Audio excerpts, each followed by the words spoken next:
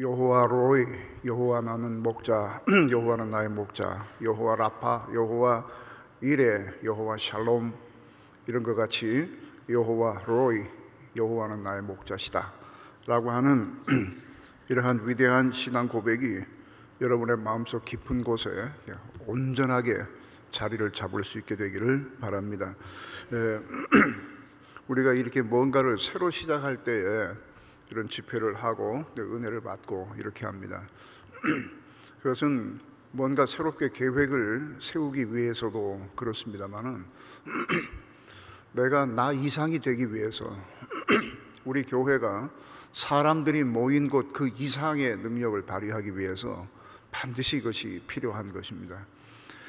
내가 나 이상이 된다고 하는 것은 뭘 말하는 겁니까?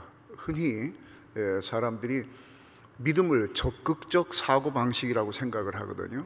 그래서 이거 positive thinking이라고 하는 거 그쪽으로 이렇게 생각을 합니다. 그래서 뭔가를 설정해 놓고 소망, 희망 이런 거를 설정해 놓고 된다고 믿어 제끼면 반드시 그것이 온다 이런 거를 말하는 거거든요.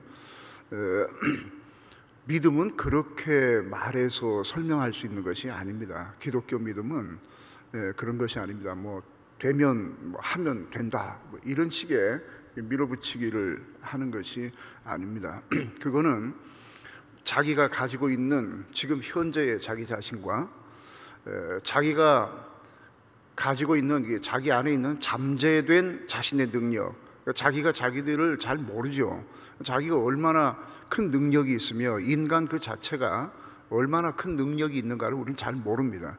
근데 이런 거를 연구하는 사람들이 있긴 있습니다. 그러니까 현재 내가 알고 있는 나와 내 안에 잠재되어 있는 내가 잘 알지 못하는 굉장한 나, 이것이 합쳐져서 뭔가를 이루는 것을 적극적 사고방식이라고 이렇게 말을 합니다. 그러나 우리가 믿는 믿음은 나 그리고 내가 잘 알지 못하는 굉장한 잠재되어 있는 나, 이걸로 뭐를 하는 것이 아니라 내게 하나님의 역사가 임하는 걸 말하는 겁니다.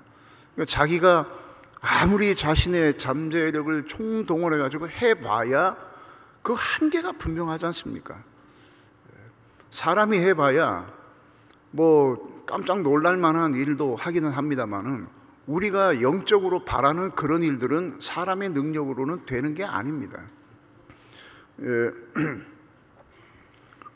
옛날에 저희 집에서 제가 어릴 때 조금 나가면 무슨 상가가 하나 있었는데 1층이 짜장면 집이고 2층이 교회가 들어왔어요. 제가 그 교회를 향해서 얼마나 욕을 했는지 모릅니다. 막 놀리고 거기 내 친구가 하나 다녔는데 야 니네 예배 끝날 때쯤 되면 배고파 미치겠지. 밑에 짜장면 냄새 살살 올라오는데 이러고 막 놀리고 막 이랬었어요. 그런데 이제 제가 목사가 되고 그 처음에 개척을 한 교회가 조그만한 건물의 2층이었었는데 그 집 주인하고 약속을 하기를 우리가 그 건물에 짓자마자 제일 먼저 들어갔습니다. 이 건물에 교회와 어울리지 아니하는 어떤 것도 들여놓지 않기로 하고 이제 거기를 들어갔습니다.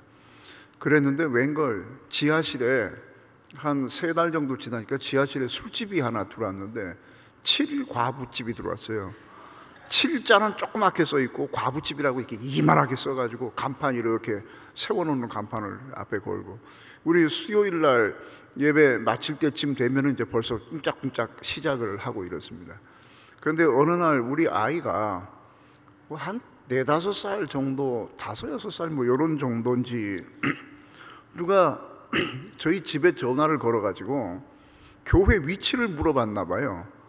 그러니까 애가 어른을 바꿔주면 될 텐데 지가 막 설명을 하는 거예요. 뭐 어디에서요? 어떻게 해가지고요? 거기에 백화점이 있는데요. 뒤로 오면은요 장독을 거꾸로 이렇게 막 엎어놓은 데가 있거든요. 근데 거기서 쭉 오면은요 과부집이 있는데요. 거기 2층이에요. 이러는 거예요.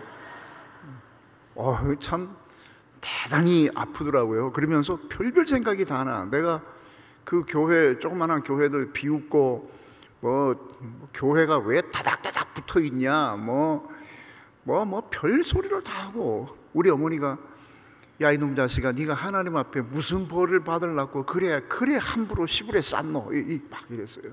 막 하고 이랬어요. 이제 교회의 가치를 아는 저로서는 뭐 손바닥만한 교회가 됐든 짜장면집 2층의 교회가 됐든 뭐 무슨 뭐가 됐든 그 교회 구성원이 그저 뭐 별 볼일 없는 사람들로 이게 구성이 됐든 뭐가 됐든 교회 가치를 아는 사람으로서 난 아무리 작은 교회라도 말할 수 없이 존경하고요, 아무리 작은 교회 목사님이라도 말할 수 없이 내 마음으로 존경합니다. 왜냐하면 사람들이 아무리 열심히 해도 절대로 이루어질 수 없는 영혼의 거듭남이 그런 데서만 일어나는 거예요.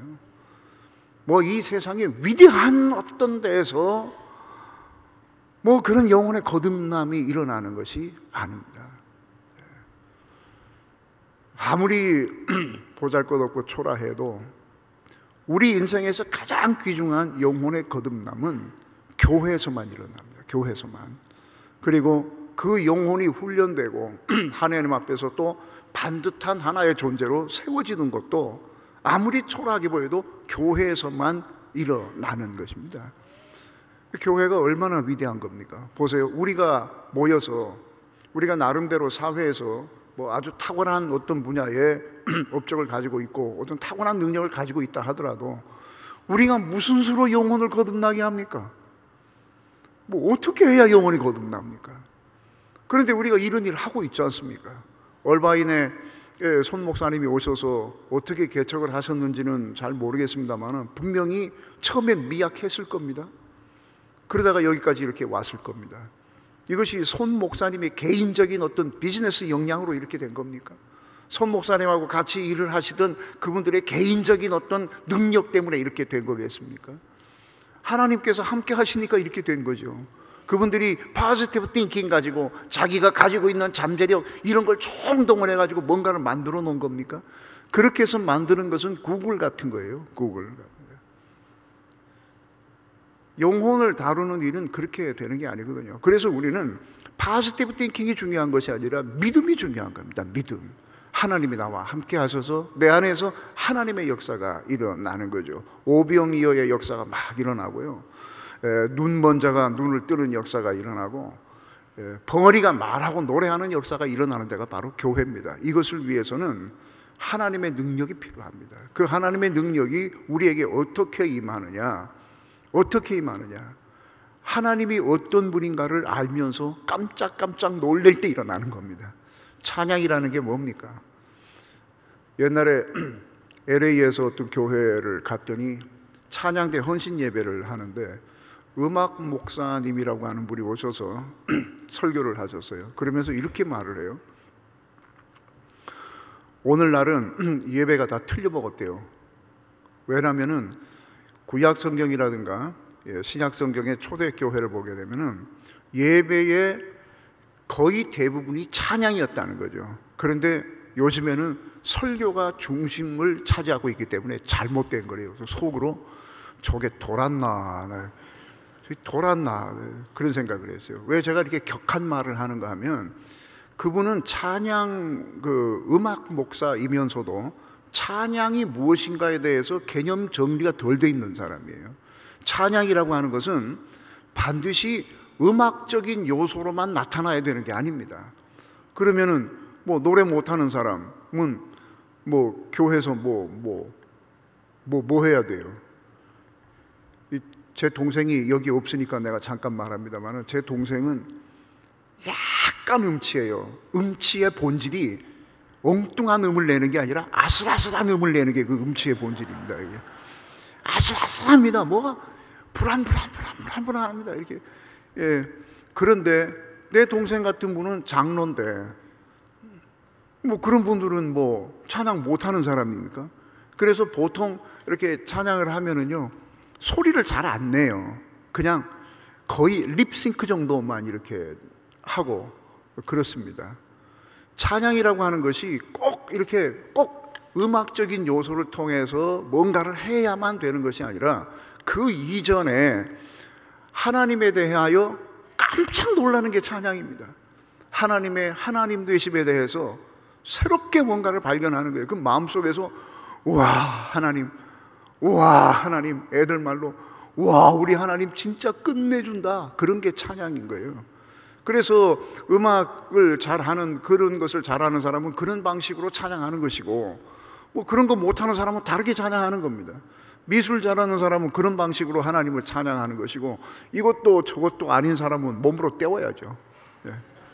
그 찬양이라고 하는 것은 마음속에서 일어나는 하나님의 이름을 이렇게 높이는 거예요. 그 앞에 무릎을 꿇고 그 앞에 엎드리고, 이런 걸 찬양이라 그러거든요. 우리가 새롭게 무엇을 시작할 때 우리의 심령이 부흥되고 이러는 거는 감정적으로 갑자기 뭔가 이렇게 도취돼 가지고 그냥 그러다가 문 밖에 딱 나가면은 잊어버리고 그러는 것이 아니라 하나님의 위대함이 새롭게 보여야 되는 겁니다. 그래서 내 마음이 하나님 앞에 나가 무릎을 꿇고 그 하나님을 찬양하고, 이런 것이 부흥입니다. 이렇게 되면 아까도 말씀드린 것처럼 어떻게 되느냐 하면은 나는 나 이상이 되는 거예요. 나는 나 이상이 돼요. 내가 봐도 깜짝 놀라는 거예요. 아니 이게 내가 이거를 했단 말이야? 아니 내가 기도했다고 이렇게 뭐가 된단 말이야? 아니 내가 봉사한다고 하나님의 영광을 받으신단 말이야? 우리들이 모여서 무엇인가를 했다고 여기에서 거듭나는 영혼들이 이렇게 매주 발생을 하고, 사람들이 소위 은혜라고 하는 것, 하나님의 하나님 되심을 다시 깨닫는 것, 이런 것들이 이런 일이 있단 말이야. 파지티브 띵킹이 아니라 하나님이 나와 함께 하시는 그 놀라운 하나님의 능력을 체험하시고, 그 능력과 더불어서 내가 나 이상의 삶을 살 수 있는, 그리고 얼바인 교회가, 이 얼반 베델 교회가 그냥 사람들의 모임 이상인 하나님이 역사하시는 공동체가 되기를 주의 이름으로 축원합니다. 그래서 부흥회도 다 하고 그러는 것이죠. 마음속에 뭐 그냥 이렇게 감정적으로 뭔가가 막 기분이 좋아진다든가 뭐 이런 것보다도 뭐 그건 다른 방식으로도 할 수 있잖아요. 뭐 교회 아니라도 해요. 그런 건 딴 데 가서 다 해요.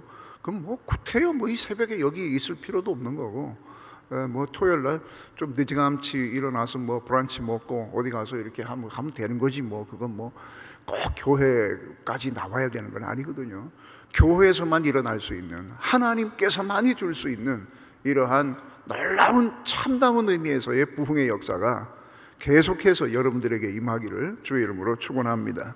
이를 위해서 우리가 이런저런 말씀을 많이 듣는데, 그 중에 새벽에 여호와는 나의 목자시다, 여러분이 다 알고 계시는 겁니다만은 새롭게 이런 것들이 다가와야 되죠. 그래서 하나님이 목자신 거 알고 있죠. 그러니까 다 여기에 계시는데, 하나님이 목자이신 거 알았지만 이렇게까지 부족함이 없게 하는 목자이신가는 새롭게 깨달아야 돼요. 새롭게 하나님 앞에 이렇게 자꾸 새롭게 돼야 됩니다. 어떤 사람은 자꾸 결심합니다만은 결심 가지고 뭐가 되려면 벌써 됐죠. 결심, 아버지 하나님 나 이렇게 하겠습니다.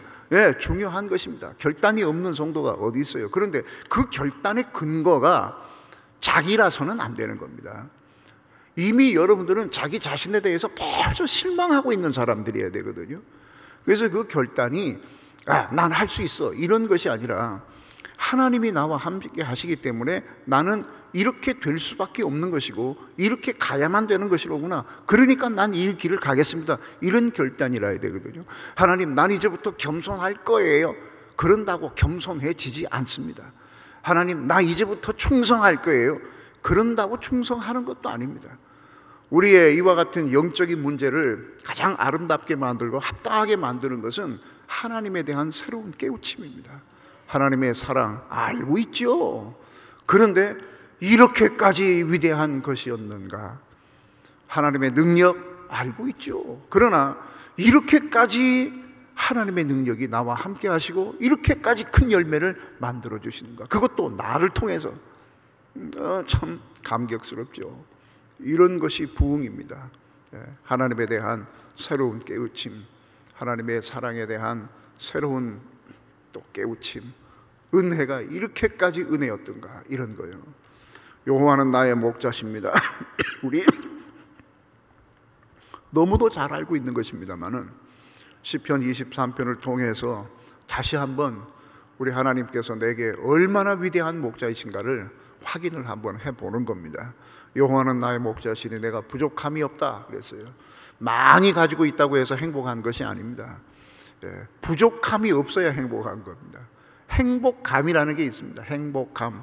이거 좀 주관적이긴 하지만은, 그러나 그 행복감의 출처가 어디냐에 따라서 그 행복감은 굉장히 가치 있는 것일 수가 있습니다. 그 출처가 바로 이러한 믿음에서부터 오는 것이면은 그 행복은 굉장히 가치가 있는 것입니다. 다른 데서부터 오는 행복은 나를 속일 수 있습니다. 내가 거기에 속아 넘어갈 수 있습니다.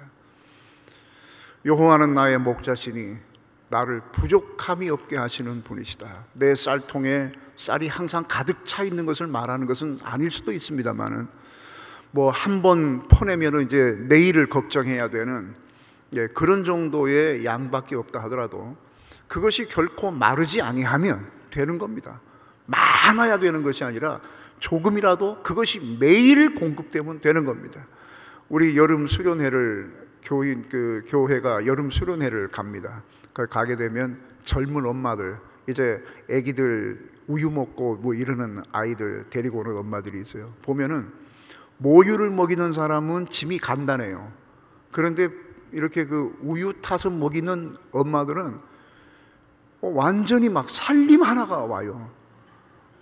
요번에도 여름 수련회 하는데 봤더니 어떤 엄마는요, 물 끓이는 기계까지 다 가지고 왔어요. 전기 꼽으면 이렇게 물이 바글바글. 나 커피 끓이는 건 줄 알았어요. 그랬더니 우유병 소독하는 거더라고요. 그걸까지 다 들고 다녀요.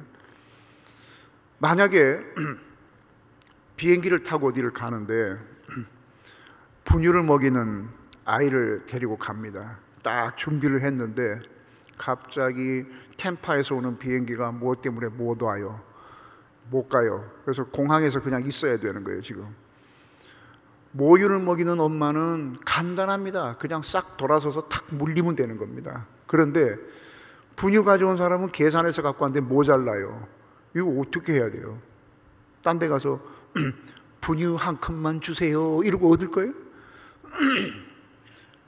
보세요. 사람의 준비라고 하는 것은 항상 떨어지는 때가 있어요. 포도주가 떨어져서 예수님이 물로 포도주를 만드셨다고 그러는데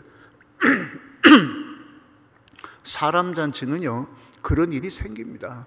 항상 이렇게 가다 보면 다 해요. 다 떨어져. 다. 왕년에 뭐 한 가닥 하시던 분들도 나이 들면 다 조미 쓸고 녹이 쓸고 뭐 그러는 거거든요. 도적이 구멍을 뚫고 그러는 거거든요. 다 없어지는 겁니다. 그렇게. 그런데 하나님께서 주시는 것들은 그런 것이 없어요. 결코 다함이 없어요. 다함이. 그러니까 조금밖에 없다 할지라도, 오늘 먹을 것밖에 없다 할지라도 하나님이 내일 또 채워주신다라고 하는 이와 같은 약속을 믿는 자는요 많이 갖고 있는 사람보다 더 행복한 거예요. 반드시 많아야 되는 건 아닙니다. 기쓰고 많아야 되는 건 아닙니다. 삭개오 같이 이렇게 지저분하게 살면서 그렇게 많은 것을 가질 필요가 없어요. 하나님께서는 매일의 만나로 함께 하시는 분이시기 때문에 그렇습니다. 여호와 하나님은 저와 여러분에게 결코 부족함이 없으신 분입니다. 그가 푸른 초장으로 나를 이끌어서 배부르게 먹이신다고 말하지 않았습니다. 푸른 초장에 눕게 하시고, 하나님께서 양들을 푸른 초장에 눕게 하시기 위해서, 잠들지 못하게 하는 어떤 요소들을 없애시기 위해서 많은 역사를 하시거든요. 저희가 양을 물에 이렇게 안고 들어간다고 했습니다. 피부병이 많기 때문에. 그래서 물에 안고 가서 이렇게 씻어놓고 기름으로 바르고, 이렇게 상처에 기름 바르고 이렇게 한다고 말씀드렸습니다. 그들을 푸른 초장에 눕게 하시려고 좀 더 양다운 양, 신진대사가 활발한 건강한 양으로 만들기 위해서 하나님께서 그렇게 하시는데, 양들은 마치 목자가 자기를 물에 빠뜨려 죽이는 줄 알고 난리 뻐거지를 한다는 거죠. 뭐 우리들의 경험이 그렇습니다. 하나님, 왜 나한테 이러시는 거예요? 하나님, 내게 복을 주시는 방법은 이런 것밖에 없나요? 그리고 뭐 이렇게 했습니다만은 얼마 지나지 않아서, 뭐 저도 그렇고 여러분도 그렇고 얼마 지나지 않아서 하나님이 맞습니다. 예, 하나님이 오르셨습니다. 정말 하나님이십니다. 하나님같이 하셔야만 됩니다. 이러고 하나님을 찾아갈 겁니다. 어제 원망하고 이럴 거면 뭐하러 예수를 믿어요? 예. 목사님 거짓말 좀 그만하세요. 설교 들으면서 그렇게 생각을 했던 사람이 그 다음 날쯤에 맞습니다. 예, 하나님이 옳습니다. 예, 그게 맞는 겁니다. 이런 고백이 되거든요. 여호와는 나의 목자시고 부족함이 없어요. 그리고 우리를 푸른 풀밭에 눕게 하시는 분이시다. 어제 말씀드릴 때에 쉴만한 물가를 뺐는데 그거는 나중에 김 목사님께서 잘 설명해 주실 겁니다. 어떻게 하다 보니까 빠졌어요. 그리고 내 영혼을 소생시키시고, 그것도 말씀드렸어요. 영혼이 얼마나 어처구니 없이 아무 이유도 없이 침체하는가. 이유라도 있으면, 정말 무슨 분명한 이유라도 있으면 누가 물어보면 그걸 말하면 되는데 별 이유가 없어요. 교회 나오다가 안 나오고 싶어. 그냥 이 정도 교회면은 만나기 어려운 교회예요. 무슨 시험 봐서 들어오는 건 아니지만 그래도 만나기 어려운 교회예요. 근데 이렇게 좋은 교회 다니면서도 은혜 못 받고 뭐 틱틱거리고 이러면 딴 데 가서 대한민국이나 미국이나 이 지구상에서 은혜 받을 데가 없는 거거든요. 김한효 목사님 설교에 은혜 못 받으면요, 화성에 가도 은혜 못 받아요. 그거는 못 받아요. 그거는요. 이런 설교도 은혜 못 받는데 뭐 어디 가서 뭘 받습니까? 그런데 괜히 처음에는 이렇게 좋은 목사님이 계셨어 뭐 하다가, 이 사람이요, 이게 몇 번 먹으면은, 맛있는 것도 몇 번 먹으면 그냥 별 맛 없거든요. 막 안 나와. 사람들이 물어봐요. 왜 교회 요즘에 안 나오세요? 그러면은 내 영혼은 괜히 침체했어요. 이렇게 말할 수 없잖아요. 이유도 없이 나 이렇게 침체했어요. 이렇게 말할 수 없으니까 이제 생각이 하나 딱 나는 거예요. 인사를 안 해.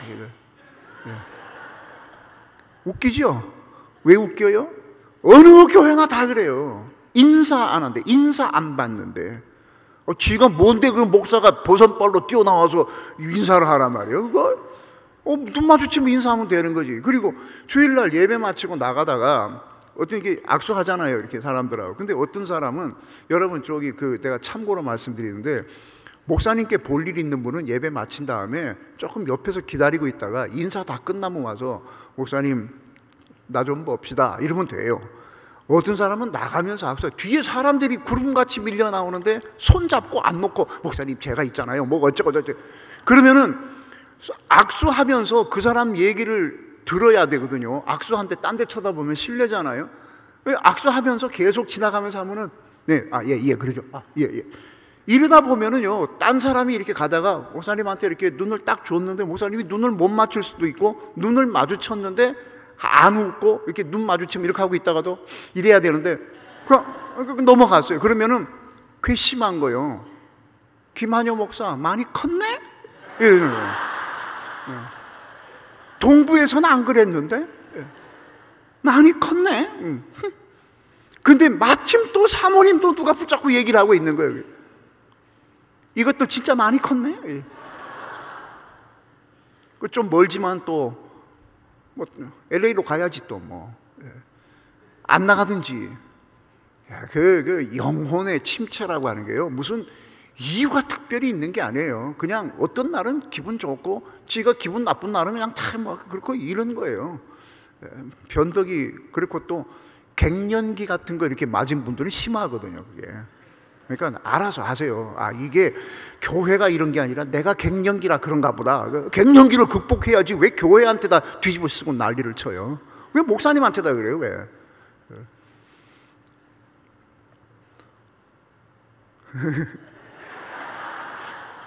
이게 짜고 하는 거 아닙니다. 그냥 이런 정도는 그냥 알아서 하는 겁니다, 강사가.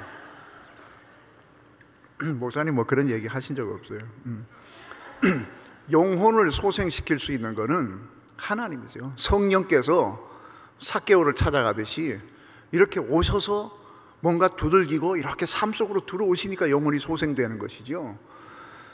누가 가서 얘기해 보세요. 얘기한다고 되나? 물론 하나님의 말씀을 전하면 하나님의 말씀을 통해서 성령이 역사를 하시는 것이고, 하나님의 말씀과 더불어서 성령이 역사하시니까 그것이 사람의 마음을 이렇게 하는 수가 있죠. 그런데 밥 같이 먹는다고 영혼이 소생되지 않습니다.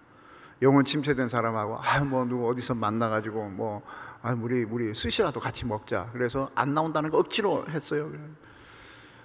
무슨 얘기를 하는 거예요. 처음부터 교회 얘기하면 또 짜증낼까봐 괜히 이제 이 얘기하고 저 얘기하고 뭐 이렇게 하다가 근데 미장은 어디 갔었어? 오늘 진짜 잘 나왔다 이거.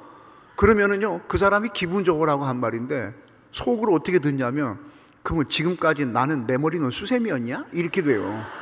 이게 성령께서 역사하지 않으면은요 사람이 무슨 말을 해도 다 꼬이게 돼 있어요. 딱 꼬이게 돼요. 목사님 오늘 진짜 멋있게 배워. 그러면은 그전에는 한도 끝도 없어요. 영혼을 소생시키는 분은 여호와 하나님이세요. 하나님의 성령께서 우리에게 오셔서 성령께서 뭔가 이렇게 바람 불고 막 해야 이게 되는 거죠. 그래서 내 영혼이 기도를 하고 싶다, 찬양을 하고 싶다, 새벽에 이렇게 와서 앉아있다, 이 자체가 하나님 앞에 얼마나 감사해야 되는 일인지 몰라요. 모든 사람이 다 이렇게 하는 게 아니거든요. 교회 다닌다고 다 하는 것도 아니에요. 자기 이름을 위하여 의의 길로 인도하시는도다. 자기 이름을 위하여 명예를 걸고, 우리에게는 하나님의 명예가 달려 있습니다. 내가 실패하면 하나님이 조금 창피한 겁니다. 여러분이 실패하면 하나님이 좀 창피한 겁니다. 양이 하나가 병들어가지고 삐실삐실하다. 이 못된 목자들은 그거 봐, 좀 먹으라는 거 그냥 안 먹고 말이지, 쓸데없는 거 먹고 빨빨거리고 다니고 잘할 때 안 자고 저 하더니 그거 봐 임마 이렇게 할 수도 있어요. 그런데 정말로 위대한 목자는 양 한 마리가 상하면 목자의 자존심과 관련이 되어 있는 겁니다. 만약에 여러분 중에 대표들이 뽑혀가지고 다른 교회하고 성경 퀴즈 대회를 했는데 5명 나가고 5명이 나갔습니다. 목사님들도 왔습니다. 그래서 목사님은 얼바인 이 베델 교회 요 사람들 요쪽에 있고, 그 다른 교회 목사님 저쪽에 있습니다. 우이동 교회하고 이렇게 했습니다. 근데 5명이 나가는데 5대0으로 우리가 졌다. 그러면 내가 교인들 보고 성경을 그따구로 공부해가지고 니네들이 뭐 이 미련 곰탱이들하고 그러고 물론 화딱질이 나니까 말을 그렇게 하겠지만 그 화딱질이 왜 납니까? 내가 자존심이 팍팍팍팍 상하는 거예요. 그래서 제가 우리 교인들 보고 이럽니다. 뭐 어쩌고 저쩌고 이렇게 얘기하다가, 여러분 그럴 거면 말이에요, 혹시 누가 여러분 보고 어느 교회 다니냐 그러면은 우이동교회 다닌다 그런 말 하지 말고, 담임 목사가 누구냐 그러면 허영달이라 그런다고요. 허영달이라고. 영자 뒤에다 하나 더 붙이라고. 나 허영 그러지 말라고. 막 자존심이 상해서 죽겠어요. 자존심이 상해서. 뭐 하나님께서 자존심 상하시는 분이신지는 모르겠습니다만은 자기 이름을 위하여 의의 길로 인도하시노다. 문제는 의의 길이 우리에게 익숙하지가 않기 때문에 자꾸 안 갈라 그러는 겁니다. 교회 와서 삭개오 같이 이렇게 나무 위까지는 올라가요. 그것도 잘하는 거거든요. 나무 위까지 올라가는 것도 다른 사람 의식 안 하고 이렇게 하는 거거든요. 훌륭한 거예요. 그런데 내려와서 예수님하고 같이 계시는 집에 뭐 하자고, 이걸 잘 안 하려고 하는 이유가 예수님하고 뭘 하면은 불편하거든요. 뭐도 안 해야 되지, 뭐도 안 해야 되지, 뭐도 안 해야 되지. 불편하거든요. 그래서 잘 안 하려고 그래요. 의의 길이라고 하는 것은 우리들에게 익숙한 길이 아닙니다. 우리는 죄의 길이 익숙하지 의의 길이 익숙한 사람들이 아니에요. 남 흉보는 거는, 이런 거는 누구한테 배우지 않아도 얼마든지 하는 겁니다. 남 흉보는 거, 욕하는 거 가르쳐주는 학원이 있나요? 없어요. 그런 거 학교에서 가르치나요? 없어요. 집에서 그렇게 안 가르치고 하지 말라 그래도 어디서 배웠는지 천재적으로 합니다. 그런데 의로운 일은요 저절로 되는 법이 없어요. 그러니까 이게 다 불편한 거죠. 그러니까 여러분께서 의의 길로 인도함을 받으실 때에 충성하시고, 이게 생명의 길이다, 이렇게 해서 사는 건가 보다. 약 먹을 때 한약 같은 거 쓰지만 이걸 먹어야 낫나 보다 하고 먹듯이 이렇게 참고 순종하시기를 바랍니다. 그래야 다 사람 되고, 그래야 다 그런 사람들이 커서 권사님도 되고, 그렇게 커서 장로도 되고 이러는 거예요. 의의 길로 가는 것에 대해서 불평하지 마시기를 바랍니다. 4절에 보면 내가 사망의 음침한 골짜기를 다닐지라도 라고 하는 말이 있습니다. 저는 우리 어머니가 자꾸만 제가 뭘 나쁜 짓을 하고 이러면 그렇게 하나님께서 인도하시는 길 말고 이렇게 다른 데로 가게 되면 경상도 말로 네가 뭐가 될락하노 우얄락하노, 네가 뭐가 될락하노 우얄락하노, 아이고 아버지요 아버지요, 아이고 야가 뭐가 될락하노 우얄락하노. 술 먹고 들으면은 그 어린 창자에 그런 독한 술을 넣고 네 창자가 어떻게 견디노, 아이고 야가 우얄락하노 뭐가 될락하노, 아이고 아버지요 뭐가 될락하노, 그리고 돌아앉아가지고 아이고 아버지요 아버지요 그리고 기도해요. 근데 그 기도가 하나님께 하는 것 같지가 않고 꼭 나들으라고 하는 소리 같은 느낌이 들어요, 매번. 그러면서 제가 이렇게 어려움에 처한 적이 몇 번 있거든요. 어려움에 처할 때마다 우리 어머니 저보고 그랬어요. 하나님의 인도를 받지 않고 양떼를 떠나니까 그렇게 가시던 불이 있는 거다.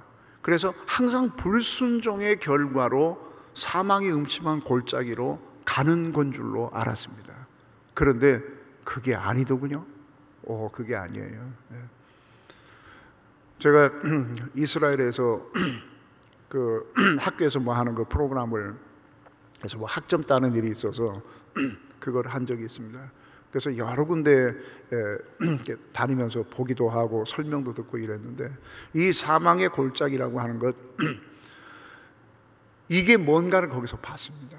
사막의 골짜기가 어디 있는 어떤 골짜기, 정관사가 딱 붙어 있는 그 밸리를 말하는 건 아닙니다. 그런데 이 골짜기가 너무너무 험하기 때문에 사망의 골짜기라고 하는 이름이 붙은 건데, 그런 이 사망의 골짜기라고 불리우는 골짜기들이 많이 있다 그럽니다. 그 중에 하나 이렇게 멀리서 봤어요. 안에 못 들어가고 이렇게 봤습니다. 경사가 이렇게 거의 막 이렇게 져 있는데 협곡에다가 경사가 그리고 또 돌멩이가 막 얼마나 많은지요.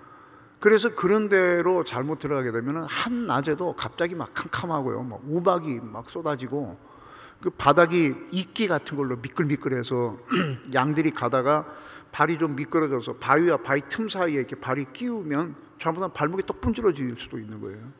가시나무 많지요. 그리고 뭐 이리, 뭐 이런 늑대, 이런 짐승들이 여기저기서 이렇게 그러면 계곡이기 때문에 그 소리가 멀리까지 퍼지는 거죠. 이렇게 무시무시한 데예요. 그런데 사망의 음침한 골짜기로 양들이 간답니다. 왜 들어갈까? 우리 어머니 말씀대로 그따위로 사니까 사망의 음침한 골짜기로 가는가? 그게 아니에요. 이게 목자가 양을 키우는 방식입니다. 그래서 목자가 양들을 봄에 이제 이렇게 좋은 초장으로 이렇게 만들어 놓은 곳으로 양을 데리고 이렇게 다니면서 이때쯤에는 여기를 한번 가야 되겠구나, 이렇게 해서 양을 몰고 가는 겁니다. 그러니까 사망의 골짜기는 내가 잘못해서 들어간다라기보다도 목자가 데리고 들어가는 겁니다. 거기를 왜 이런 것을 하느냐 하면 양들이 근시 아니에요. 그래서 멀리 못 봐요. 앞에 지 먹을 풀이 이렇게 나 있으면은 풀만 따라갑니다. 그 밑에가 낭떠러지인지 뭔지도 모르고 그냥 이렇게 갑니다. 그냥 이렇게 가다가 이제 가시덤불에 가다가 꽉 끼면은 이 가시덤불에 털이 꽉 끼면은 막 옴짝달싹 못하고 이렇게 있다가 그리고 이 싹군 목자 같은 사람들은 그냥 양 몰고 가버리거든요. 그 양도 지 친구가 뭐 어떻게 됐는지도 모르고 그냥 가는 거죠. 꽉 맥혀 있으면 그 다음에 이리 같은 거 뭐 이런 것들이 나와서 그냥 잡아 먹어버리고 이렇게 되는 경우가 있고, 낭떠러지에 떨어지는 경우가 있고, 그 왜 예수님 그림에 보면 양을 어깨에다가 이렇게 메고 오시고 그러는 거 있지 않습니까? 낭떠러지 같은 데 떨어졌다든가 가시덤불에 끼었다든가 이러한 양들이 우리에 넣다가 보면 없는 거예요. 뺀순이가 없는 거예요. 목자가 양들의 이름을 지어놓는데 그 중에 뺀순이가 하나 있다. 뺀순이가 없는 거예요. 이거 어디 갔지? 그리고 양 우리에다 집어넣고 찾아 나서는 거죠. 근데 이렇게 갈만한 곳을 이렇게 온 곳을 거꾸로 이렇게 가 보니까 어디에서 무슨 소리가 들리는 것 같아서 가만 들어보니까 양이 음메 음메 다 죽어가는 소리로 엄마 아이고 나 죽어 그러고 있어요. 보니까 낭떠러지 밑에 가시덤불에 칵 끼어가지고 눈만 말똥말똥하고 있는 거예요. 그래서 이리 나와. 근데 양이 이미 거기서 막 온 힘을 다 쓰고 두려움에 떨고 해가지고 걸을 능력이 없는 거죠. 그러면 똑 해가지고 어깨에다 떡 이렇게 메고 오신다. 그런 그림인 거거든요. 이렇게 낭떠러지 같은 데로 가지 말아야 될 곳을 가고 하면은 목자가 양을 부르는 소리가 있습니다. 그 요들송, 스위스 요들송 같은 그런 비슷한 거, 막 아유 뭐 이런 비슷한 소리를 내면은 양들은 목자의 소리를 알아요. 그런데 목자 옆에서 누군가가 친구가 와가지고 저기 다른 데서 사는 미국 얼바인의 목자한테 한국의 우이동에 사는 친구가 와가지고 야 그거 어떻게 하는 거냐 그랬더니 하면 양들이 가다 서고 이러거든요. 야 나도 한번 해보자고 흉내를 내서 똑같이 그 악보 좀 해봐. 그래서 악보 딱 쳐가지고 요 음을 가지고 그대로 이제 하니까 양들이 듣지도 않는데요. 그러니까 양들은 자기 주인의 음성을 듣는다라고 하는 거예요. 아무리 흉내 내봐야 그거 안 듣는다는 거죠. 그러면 양들이 위험한 데로 가고 이러면은 목자가 저쪽에서 이렇게 서가지고 뭐 이런 식으로 가지마 그런 사인을 내는데 양들이 기압이 딱 들어있을 때는 그런 소리를 듣는 거예요. 그런데 이게 먹이에 정신이 팔리면 아무 소리도 안 들려요. 애들 왜 바깥에 나가서 막 오래간만에 친구들하고 놀고 막 흙 뒤집어 쓰고 놀 때 밥해가지고 야 밥 먹어라 대답도 안 해요. 안 들려요. 그 이제 소리를 지르는 거지. 영아, 밥 먹어라. 그러면은 이거 또 안 먹었다가는 지금 안 갔다가는 또 혼나겠구나 싶어가지고 그럴까진 했는데 그래놓고 그냥 노는 거예요. 영아, 영아 한 3번쯤 불렀다. 근데 들어가면 이제 한 대 맞는 거지 그거는. 안 들린다고요 그게. 기압이 딱 들어있을 때는 들리는데 안 그러면 안 들려요. 여러분께서도 오늘 저녁에 이제 제가 또 예고편을 조금 하겠는데 오늘 저녁에 말씀드릴 겁니다. 이 하나님 앞에 귀가 열려 있는 사람은 하나님이 이렇게 말씀하시면 들려요. 그런데 엉뚱한 짓을 하고 있으면은 하나님이 아무리 말씀하셔도 안 들려요. 다른 사람 다 듣고 은혜 받는 설교인데 자기는 안 들려요. 오래 전입니다만은 예배 다 마치고 나가서 인사 다 끝나고 제가 뭘 가지러 다시 강대상으로 들어오는데 누가 주보를 떨어뜨려 놨어요. 의자 밑에다가. 그래서 그냥 주웠죠. 뭐 떨어져 있으니까 주보가 발에 밟히는 거 볼로 그래서 주웠어요. 근데 딱 주웠는데 요 옆에 있는 여백하고 이렇게 이용을 해가지고 노아라고 굵직하게 이렇게 노아라고 이렇게 검게 썼어요. 근데 가만 보니까 볼펜으로 이렇게 노아 이렇게 빈칸을 만들어 안을 이렇게 색을 칠한 거예요. 볼펜으로. 이걸 딱 보니까 설교 시간 내내 하면 시간이 딱 되겠어요. 요거 하면. 내가 뭐 노아에 관련된 설교를 한 것도 아니고 무슨 설교를 하다가 잠깐 노아 얘기를 한 거예요. 노아. 그러더니 노아를 갖다 거기다 이렇게 해가지고 그 가느다란 볼펜으로 이렇게 굵직하게 해가지고 그 안을 딱 꼼꼼하게 색칠을 해서 이렇게 노아. 설교 시간 내내 이거 하고 앉았겠구나. 그래가지고 필체 감정을 또 했지. 누구 건가. 요거 누굴까 이거 어떤 놈이야 이거. 그리고 가만 생각했더니 그런 짓 할 게 하나 딱 있어요. 오후 예배 또 나왔어요. 내가 오후 예배 부목사님이 하거든요. 뒤에 이렇게 앉아갖고 뒤통수를 쿡 쥐어봐 그러니까 아파? 그러니까 아니요. 요번에는 뭐 하고 색칠할 거야? 그러니까 무슨 색칠이요? 너 낮에 노아 해갖고 볼펜으로 색칠하는데 한 40분 걸렸지. 그랬더니 어머 어떻게 됐지? 내가 모르는 게 너 한 번만 더 색칠해봐라. 그 왜 그러고 있냐면 노아가 은혜로워서가 아니라 지겨우니까 시간 빨리 가라고 이렇게 하고 앉았는 거예요. 그게 그 여러분들 설교 시간에 어떤 분은 이렇게 적잖아요. 노트 필기 하잖아요. 정말로 집에 가서 다시 한번 은혜 받으려고 그렇게 하는 사람이 있는가 하면 지겨워서 그냥 이렇게 하는 사람도 있어요. 다 알아요. 눈 돌아가는 거 보면 다 알아. 예. 말을 안 들어, 말을. 그리고 초장에서 잘 먹여놓으면 또 살이 쪄요. 이래 놓으면은 양이 자꾸 이렇게 살찌고 운동 잘 안 하고 그러면은 말을 안 들어요. 아무리 불러도 대답도 안 하고 못 들어요. 못 들어. 그러면은 양의 건강에 상당한 적신호가 오게 돼 있는 겁니다. 양은 비만이 되면은 다리가 이렇게 짧고 이러기 때문에 비만이 오게 되면 여러 가지 병이 옵니다. 그래서 양을 그럴 때쯤 되면 요것이 요때쯤 되면 부흥회를 한번 해야 되겠구나 하는 감이 목사에게 있듯이 요때쯤 되면 요거 한번 특수 유격 훈련을 한번 해야 되겠다 이리 몰고 가는 거예요. 그러면은 뒤에 졸랑졸랑 따라오기도 하고 앞에 보내기도 하고 이 어렵고 무서운 데를 이제 가면서 이 다이어트가 되기도 하지만 무섭잖아요. 그러면은 이럴 때는 양들이 그냥 온 신경을 목자에게다가 집중시키는 거예요. 그래서 목자가 그전에는 막 제발 거기 좀 서라이, 가지 마라이, 죽는다니 막 소리 질러도 못 듣고 가서 지 먹을 것만 찾아가던 게 그러기만 해도 이렇게 기압이 팍 들어버리는 거예요. 그러면서 갑자기 늑대가 나타났다. 목자가 익숙한 솜씨로 물매를 딱 먹여요. 어쭈 딱 먹이고 저희 그거 연습 많이 해가지고 80m까지 내가 돌을 던져본 적이 있어요. 물매. 그래서 미국에 가지고 왔는데 내 친구 집 딸이 해변에 놀러 갔는데 나도 해볼래 그랬더니 끼워가지고 물매하고 돌하고 바다에 같이 던져버렸어요. 잊어버렸어요. 그래가지고 그거 내가 얼마나 갈릴리 해변에서 내가 얼마나 연습을 했는데 그걸 돌멩이 요만한 것부터 시작해서 다윗이 쓰던 돌멩이는 주먹만한 거거든요. 이만한 것까지 깨가지고 이게 적당하니까요 진짜 80m쯤 나가고 방향도 내가 원하는 쪽으로 가더라고요. 골프 치는 것보다 더 재밌어요. 이거 얼마나 연습했는지 몰라.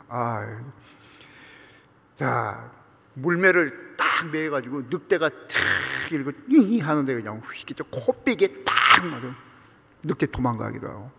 이 물매가 안 맞으면 늑대가 이제 덤벼들고 옆에서 막 여러 마리가 막 여기서 이렇게 막 협공을 해오면은 지팡이 있잖아요. 긴 걸 지팡이라고 그러고 막대기는 짧은 겁니다.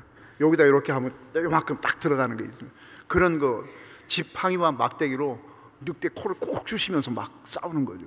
이 양들은 무서워가지고 막 구석에 막 처박혀서 이렇게 막 돌아서서 이렇게 할짝할짝 보는데 목자가 막 착착 잘하거든. 팍팍 하거든. 우리 목자님, 목사님이 아니라 목자님, 우리 목자님. 그때부터 이제 자신의 목자가 위대해 보이면서 신뢰가 생겨요. 그 다음부터는 한동안은 목자가 소리 안 질러도 커피 딱 갖고 그럼 물 갖고 그전에는 물 좀 줘봐 물 좀 해야 겨우 갖다 먹어 이런 정도인데 목이 하면 막 이렇게 기압이 들어버리는 거예요. 사망의 음침한 골짜기는 왜 가느냐? 여러분 우리가 이렇게 때로 살다 보면 이게 사망의 골짜기인가? 그럴 때가 있어요. 제가 첫 시간에도 말씀드렸습니다만 하나님의 백성에겐 실패라는 게 없습니다. 엄밀한 의미에서는 실패라고 하는 게 있을 수가 없어요. 하나님이 우리를 인도하고 가시는데 실패 그래 봐야 전쟁에서 부분적 전투의 실패 정도 되는 것이죠. 이렇게 해서 갑니다. 야, 이게 끝나나 보다. 이게 사망의 음침한 골짜기인가 보다. 그럴 때도 여러분께서는 뭘 하셔야 되는가 하면은 그 사망의 음침한 골짜기 속에서도 유감없이 실력을 발휘하시는 우리 목자의 지팡이와 막대기를 보는 겁니다. 그리고 그분에게 감탄하는 거죠. 와, 내가 사막의 음침한 골짜기를 다닐지라도 해를 두려워하지 않을 것은, 이건 몇 번 해보면 해를 두려워하지 않는 거예요. 왜냐? 해를 두려워하지 않는 근거가 어디 있느냐? 자기 자신이 가지고 있는 파지티브 띵킹 때문에가 아니라 목자 때문인 거예요. 목자 때문에. 하나님이 은혜를 주실 것이기 때문에. 신명기 33장에 보면 모세가 각 지파 사람들에게 축복을 하는 내용이 나옵니다. 그 중에 맨 끝에 아셀 지파 얘기가 나옵니다. 아셀. 근데 거기를 늘 보면서도 그냥 지나쳤었어요. 뭘 지나쳤냐면 하나님께서 아셀 지파에게 복을 주시는데 하나님의 손이 그 앞에 있도다. 앞에서 인도하니까 뭐 그렇게 하시겠죠. 그런데 그 손이 앞에만 있는 게 아니라 내 아래에 있도다, 그런 말이 나와요. 아래에 있도다. 많이 봤는데 아래에 있도다 그러고 넘어갔어요. 계속 아래에 있도 넘어갔어요. 그런데 어느 날인가 갑자기 아래에 있다라고 하는 게 차 몰고 가는데 갑자기 생각이 나요. 하나님의 손이 앞에 있도다, 내 아래에 있도다. 아래에 있다는 건 뭐지? 아래에 있다는 건 뭐지? 차 몰고 대전을 가는데 대전 가는 내내 아래가 왜 손이 아래에 있지? 아래에 있지? 그 대전 새로남교회라고 있거든요. 거길 가는데 새로남교회 그 담임 목사님이 저하고 신학교 동기입니다. 그 교회 문 딱 들어가는데 생각이 팍 나가지고요, 안 들어가고 그 옆에 이렇게 의자에 이렇게 앉아 있다가 잊어버릴까봐 이렇게 주머니 뒤져가지고 명함 뒤에 약간 거기 빈데다가 이렇게 메모를 했어요. 왜 아래에 있냐? 떨어지더라도 더 이상 떨어지지 않게 하는 것이죠. 그거 외에 나는 다른 해석을 찾지를 못했습니다. 우리가 밑으로 떨어질 수가 있어요. 의인은 7번 넘어져도 일어난다고 했죠. 의인이 7번 넘어지지만 일어날 수 있는 것은 그 근거가, 일어날 수 있는 능력의 근거가 그 사람에게 있는 것이 아니고요, 일어날 수 있는 정도까지만 떨어졌으니까 일어나는 게, 그거보다 더 떨어지면 못 일어나요. 아예 못 일어나요. 그거보다 더 떨어지면 안 돼요. 그런데 일어날 수 있다고 하는 것은 하나님께서 우리가 나빠지더라도 더 이상 나빠지지 않게 이렇게 붙잡아 주시니까 일어나는 거예요. 그게 사망의 음침한 골짜기에서 내가 한도 없이 떨어지는 것 같아요. 이게 사망의 이제는 뭐 어떻게 뭐 없나 보다 그렇게 하고 그냥 기도고 뭐고 못해요. 너무 어렵게 되면은요, 기도할 생각도 안 나요. 그냥 멍하니 그냥 이렇게 있어요. 정신 나간 사람처럼. 자동차 몰고 가다가도 이쪽 엑시트로 빠져야 되는데 지나가는 게 일수고요. 사람들이 지나가는데 어머 누구 아니세요? 그래도 못 들어요. 마켓에 가서 뭘 샀는데 뭘 샀는지도 몰라요. 이 사망의 음침한 골짜기가 있는데 거기에서도 주님께서 우리를 기가 막히게 보호하는 역사가 있습니다. 하나님께서 항상 우리 밑에다가도 이렇게 손을 대고 계신다고 하는 것 꼭 기억하시기를 바랍니다. 나빠져도요, 어느 정도 나빠지겠지만 더 이상 나빠지지 않게 하신 하나님의 은혜가 있어요. 여러분들이 만약에 어려움 속에서 일어났다, 떨어지다가도 어떻게 멈췄다, 이렇게 되면 제일 먼저 뭘 생각하셔야 되느냐?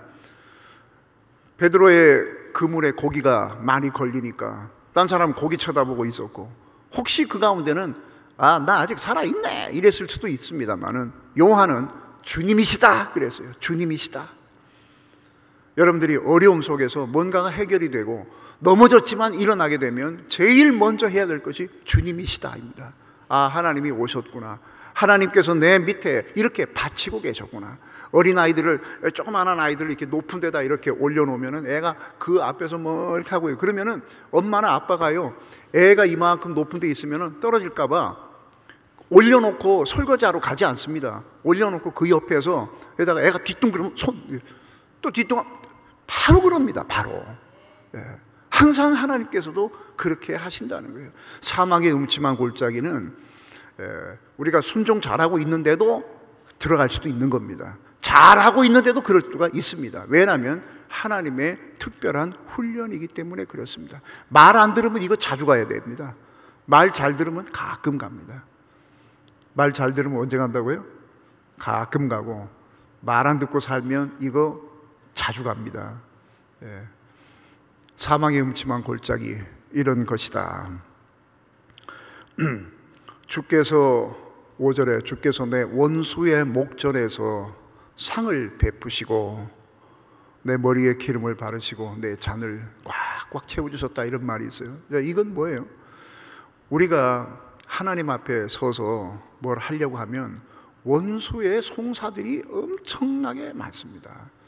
제가 목사지 않습니까? 그래서 하나님, 제가 하나님의 위대한 일을 위해서 내가 이것을 하겠습니다. 큰 프로젝트가 있고 또 누가 막 지금 병으로 죽어가고 있고 난 이제 거기에 기도하러 가고 있어요. 그러면서 하나님, 내가 지금 갑니다. 어떻게든지 좀 하나님 좀 어떻게 좀 해주세요.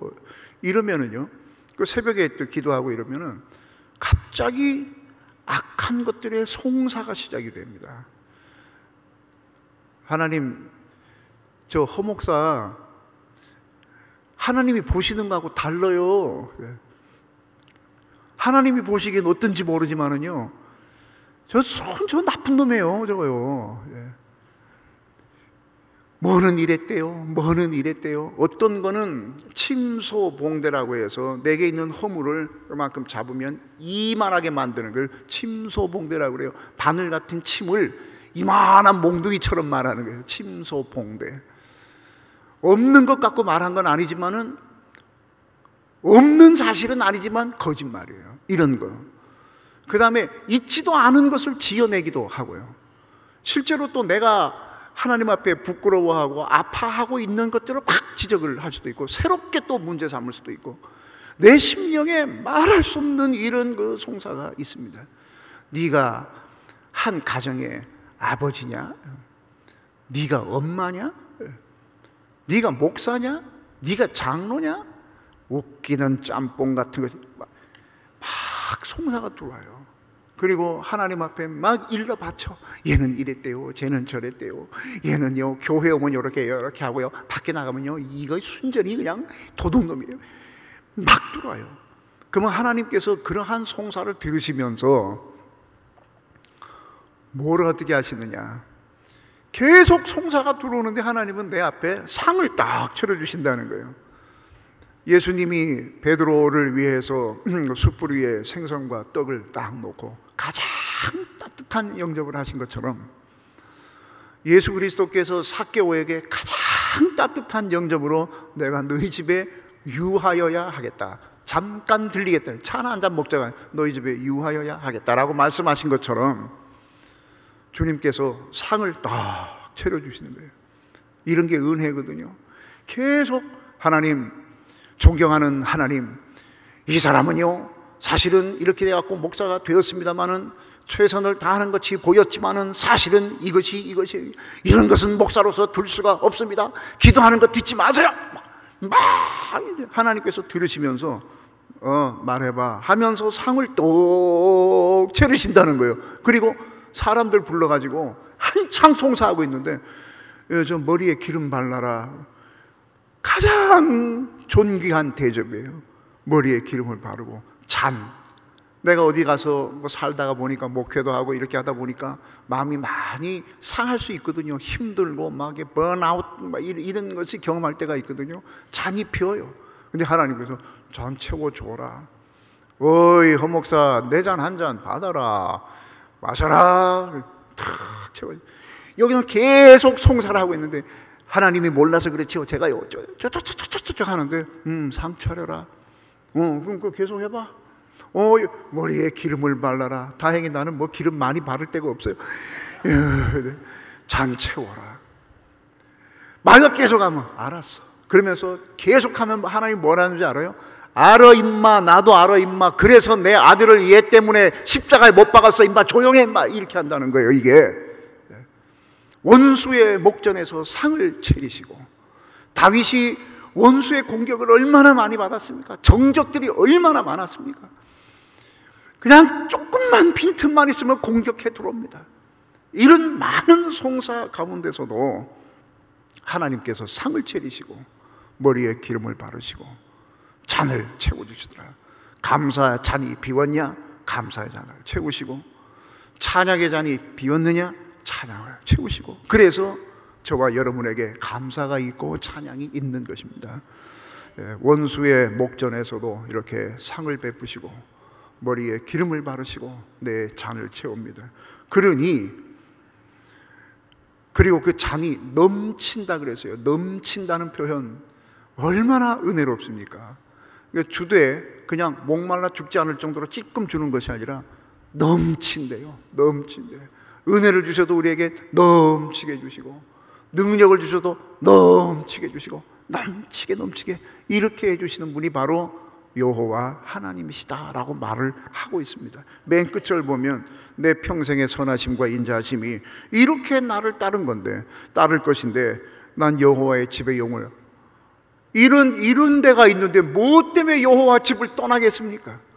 여호와의 집에 살리로다 라고 하는 말은 무슨 말입니까? 난 교회 와서 살겠다는 말이겠습니까? 여호와의 집에 살리라고 하는 건 나는 삶의 근거를 여기다 두겠습니다. 여호와께 두겠습니다. 어떤 일이 있어도 나는 여호와께 삶의 뿌리를 내리고 여호와께 삶의 근거를 두겠습니다. 그렇게 하지 않을 이유가 없는 거예요.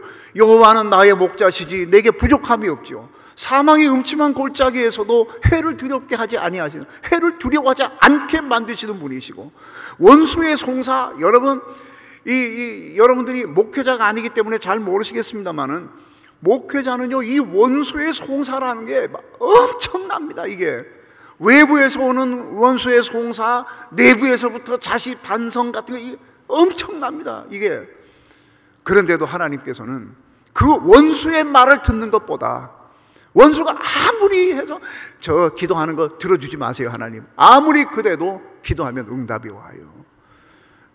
말씀 준비해서 선포하면 성도들이 그 말씀으로 새롭게 일어나요. 또 원수가 암만 그래 봐야 하나님께서 머리에 기름을 바르시고 잔을 채우는 거예요. 힘들어 죽겠는데 막 미치겠는데 막 신경이 일어나서 막 죽겠는데도 하나님께서 하라는 대로 딱 하시게 되면 하나님 앞에 이렇게 나가면 잔을 가득히 채우셔서 또 그 잔을 마시고 또 힘을 얻어서 또 하고 이렇게 또 할렐루야 하고 이렇게 하는 겁니다. 여호와는 나의 목자십니다. 여러분의 목자십니다. 여러분을 부족하지 않게 만들어 주시는 하나님이십니다. 많이 주시는 것은 아닐지 몰라도, 오늘 하루 것만 주실지 몰라도 내일 것을 또 주시고, 여러분의 살아있는 동안에 매일같이 아침에 만나와 메추라기가 내리게 되면 그걸로 족한 것입니다. 여호와는 여러분의 목자, 나의 목자십니다. 그러므로 우리의 삶의 근거는 여호와께 있는 것입니다. 여러분 이 사실에 다시 한번 감격하시고, 이 사실로 다시 한번 은혜를 받으시고 영혼의 큰 기쁨과 새 힘을 얻으시기를 주의 이름으로 축원합니다. 기도하겠습니다. 하나님 아버지, 귀하고 복된 말씀을 허락해 주시니 감사합니다. 주께서 우리와 늘 함께하여 주셔서 이 시편 23편에 다윗이 하나님께 고백한 것처럼 그러한 고백이 잠시도 쉬지 않고 우리의 입으로 계속해서 고백될 수 있도록, 충만할 수 있도록 은혜를 베풀어 주시옵소서. 예수 그리스도 이름으로 기도하옵나이다. 아멘.